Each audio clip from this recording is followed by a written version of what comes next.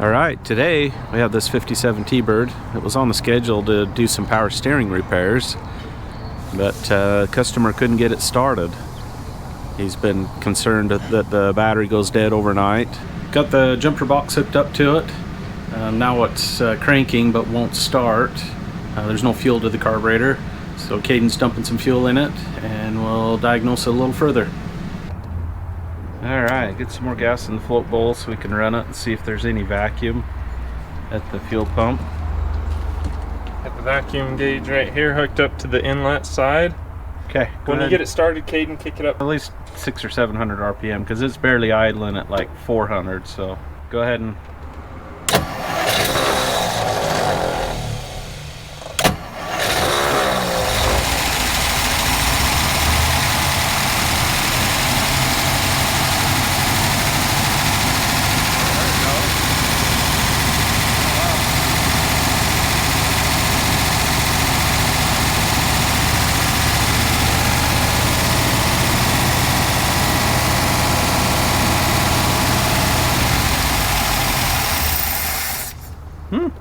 I wonder if one of the valves was just gooey because it started to work after it ran for a second. Do we want to blow through the hose back into the tank to see if the pickup? Yeah, let's make sure that's not plugged. Okay. It might have just been that one of the check valves was gooey in the pump from all the yucky fuel, so it doesn't smell real good. Even with the fresh fuel we put in the carburetor, so I don't know. Okay, so we're gonna push a little bit of air back up through the fuel line, make sure there's no restrictions in the line. We just pulled the fuel cap off so we don't overpressurize the tank. So we just have this little compressor that we use out in the yard, this little cordless guy, and then we can make sure the hose is clean. I'm not gonna. Yeah, we don't want to scratch the paint. So. Okay. Weasel it down in here. Just need to make sure that there's no restrictions. Sometimes they'll have a sock on the inlet and they'll get plugged with crap from sitting so long. Let me go see if we got a different nozzle. This one is not the one for the job, so I can tell you that. Got a different tip, a little more bend. That one should work a little bit better. Oh yeah, that's gonna do the trick. No arms. Oh. Oh, there's an electric pump right there. Oh. Well, I guess we need to find the switch for the electric pump, huh? Yeah, maybe that's the little problem. Wonder if that's what the little toggle is. I don't know, I'll listen. You gotta turn the key on. No, you don't. I heard it going. Oh, will it pump fuel? Flip it on. I think I heard it. Huh. Didn't know it had ready? it. Oh, yeah, it totally did. There's some fuel that's sprayed right here. Oh, I wonder. Oh, that would be the whole problem. Okay, well, we didn't know it had an electric pump, and well, I wonder if that's his battery draw issue if he's leaving the pump on. Maybe. Huh. Well, we'll put this all back together and see what we get. All right, Caden, kick that switch on. Let's see if we get fuel. Hey, look, at, that. Look at that. There we go. Okay. Details. There we go. Here, I'll tighten that back up. Maybe it'll just start. Probably will. Fuel doesn't smell too terrible, though. No. Wonder if there wasn't much in the tank. Yeah, it could have been. Battery's been driving it more than we think. Who knows? I don't think so. He'd much rather drive his Charger, so. Yeah. And who can blame him? Okay, go ahead and run the pump. Better hook that back up. There we go. There you go.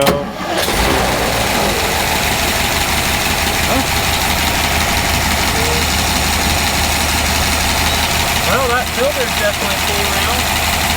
Well, it seems to be working fine. What's the generator doing?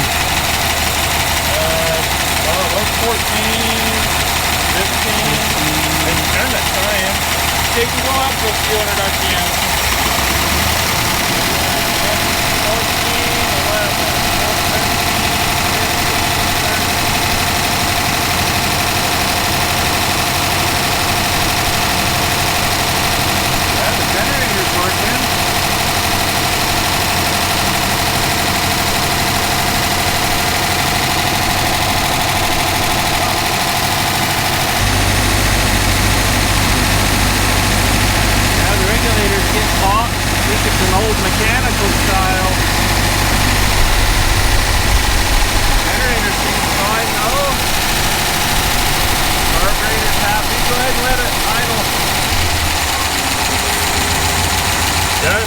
charging good. We're at 13.2 volts.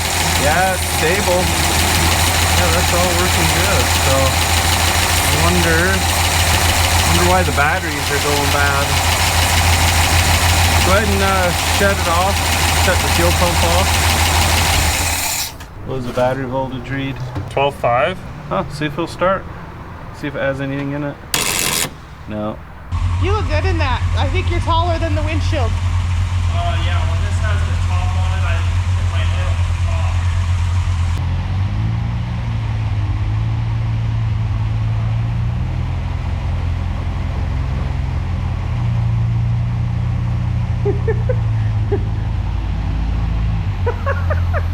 The window regulator doesn't work. I got a past window. Tires right there. A little bit more. That should be good. I'm guessing. Good enough. Got the T-Bird running. Seemed to run a lot better once we put some fuel in it and found the little magic switch for the clickety-clack pump that's mounted on the rail. So now, well, that's what they are. That's what they do. They just go click, click, click, click, click. Clickety-clack, clickety-clack. Yeah. Okay, so now we got to fix some power steering leaks. As you can see, this hydraulic ram is leaking pretty good here, and then also this control valve is leaking pretty good as well. So we've got some new parts here. It's leaking really similar to the Cougar we did a Yeah, little while ago. Very similar system to the, well actually it's exactly the same system as what the Cougar used. The parts aren't interchangeable, but it's the same system. So Yeah. yep, new control valve, new ram for it. See if we can stop this thing from leaking all over his garage floor. So, Yeah, this will be the big difference. The Cougar we did a whole assembly. This we're just doing the two parts. yeah, and these parts were way more expensive than the Cougar parts. So. Yeah. But it's not a hard job at all, so we'll get that handled. Well, look at all the torque converter bolts. Well, Yeah. Oh, actually, I wonder if it's a bolt-together converter. Old bolt-together converter. Oh, it is. Come here. See the studs? Oh yeah, sure enough. Huh.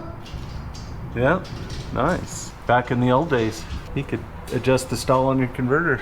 Not have to cut it apart like you did. Oh, these you days. just pull it out, unbolt it, and adjust it?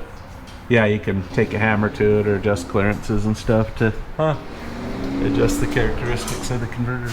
This is old school stuff, the way the control arms mount to the frame. Kind of prehistoric, really. This thing's been leaking a long time. Oh, We've had these parts on the shelf for like 4 months at least. Yeah, yep. He just hasn't been able to get the car running long enough to get it over here. Well, we've been fixing his charger too. It's been his priority. Got a pretty cool one in the shop today. Got this 68 Charger. Super nice car.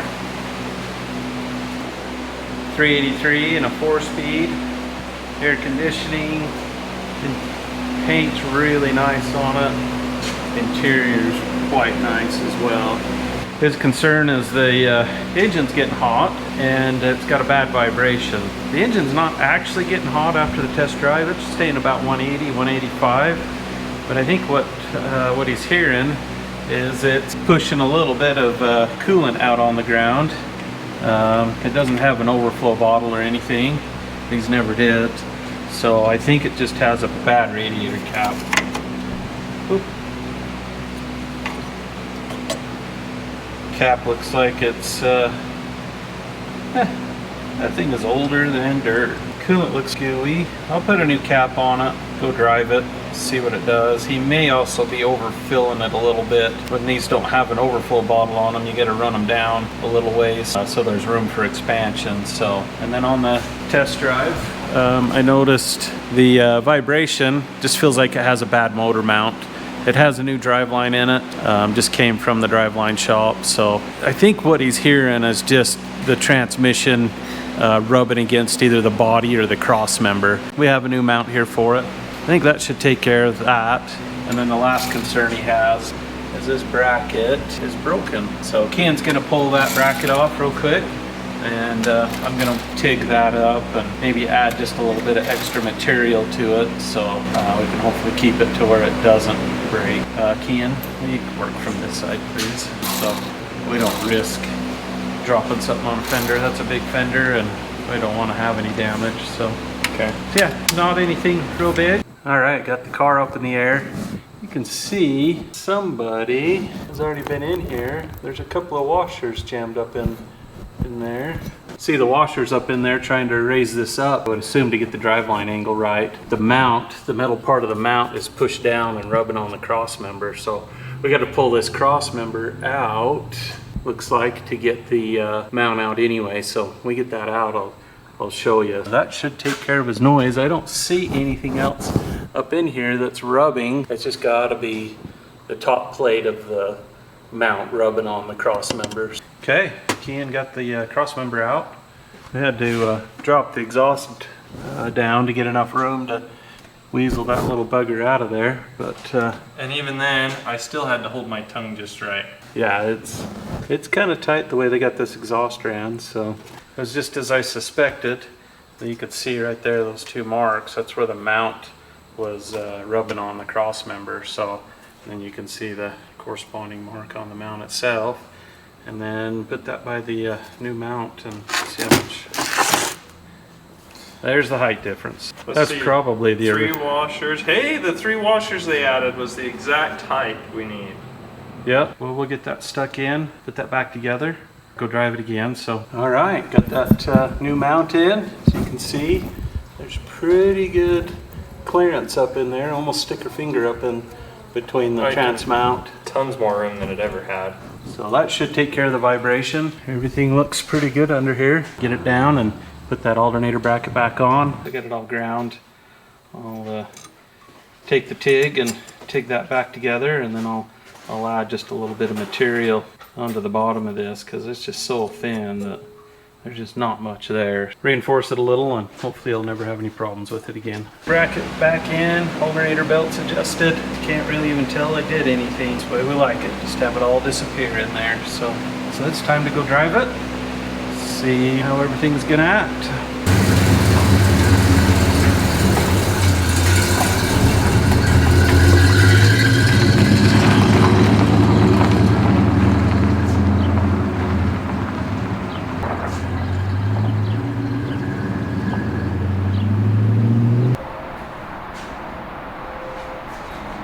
Hi.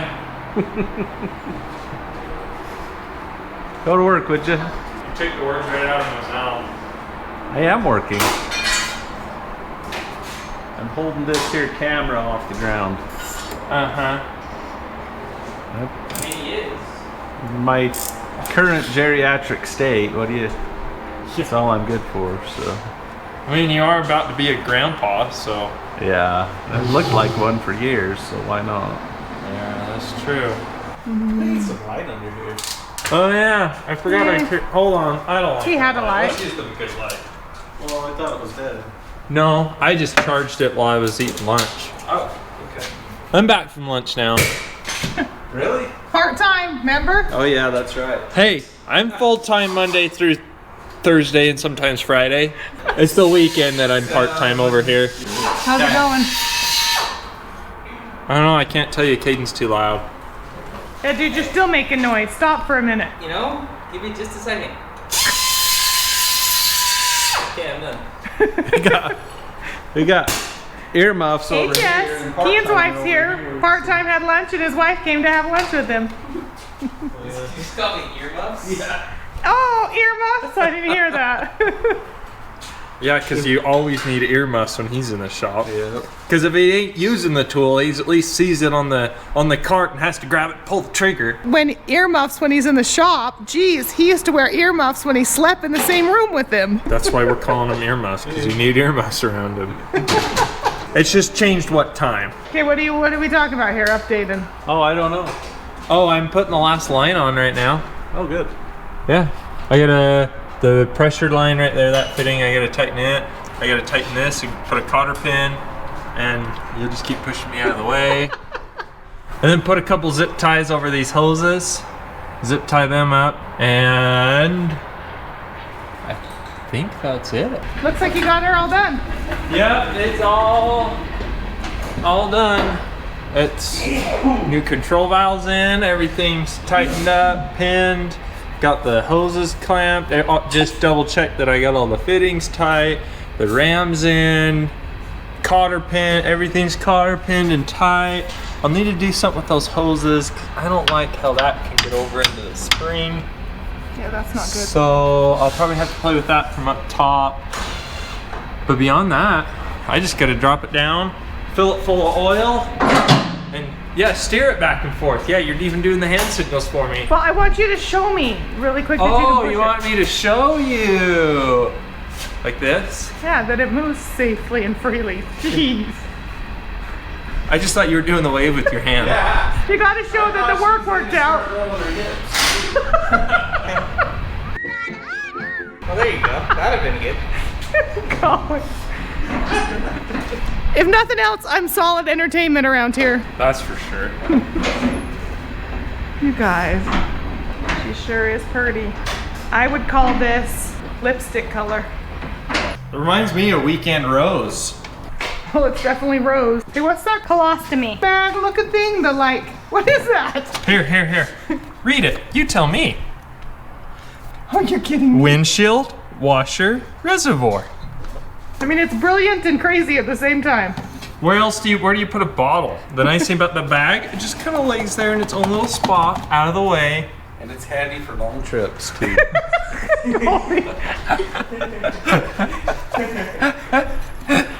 Oh my gosh. Start it up and we'll steer it and make sure nothing leaks and get the fluid topped off.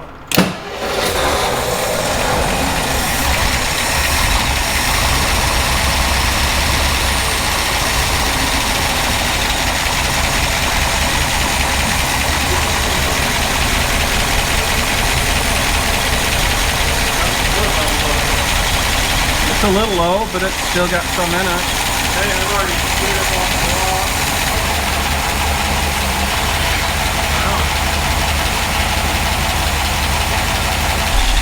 Kind of foamy in there, so go ahead and shut it off. We'll let the bubbles dissipate out of it. It's kind of funny, the pump on this old bugger's way quieter than the pumps on the newer Fords, so. Okay, so we got everything all done. Sorry it's a little loud under here, but I just kind of wanted to show that it works and then kind of show the road draft tube. This thing hasn't been warmed up in a while, so there's a lot of fuel vapor that comes out of here. It smells kind of bad. Now, we washed everything off on the control valve and the ram. No leaks. So I just wanted to show you how this works. So instead of using the steering wheel, Ken's going to use this pry bar and push on that shaft. Well, maybe. Right there's the spool valve that'll direction it. See if I can get an angle. You just push on that. There we go. Got that to move, and now it's hydraulically moving. Ken's just putting some input into that fitment arm to get the control valve to change.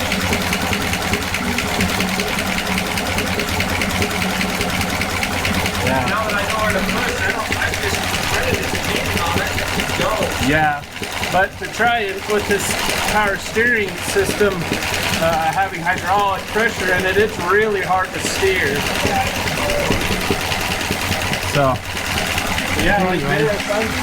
I'll show you. Here, you want my hand? Can't get quite as straight a push on it as you can on the other side. So. Yeah, this way. Oh, there you go. Yeah. Kind of just moves on over. So. Yeah, the road draft tube.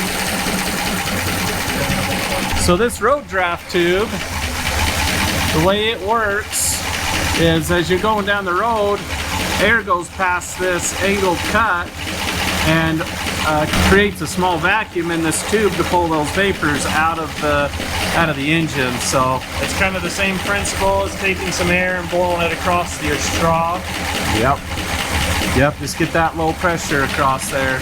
But they were kind of messy, and in the late 60s, with emission standards coming in, they decided a PCV valve was a better way to do it, than you could burn those vapors. So, and the nice thing is about that, with a PCV valve is you don't have oil dripping off the bottom of the tube. So all you old Cummins guys, you know all about that. So yeah, poor thing hasn't been driven much, probably been a couple of years. You can see it smoking pretty bad.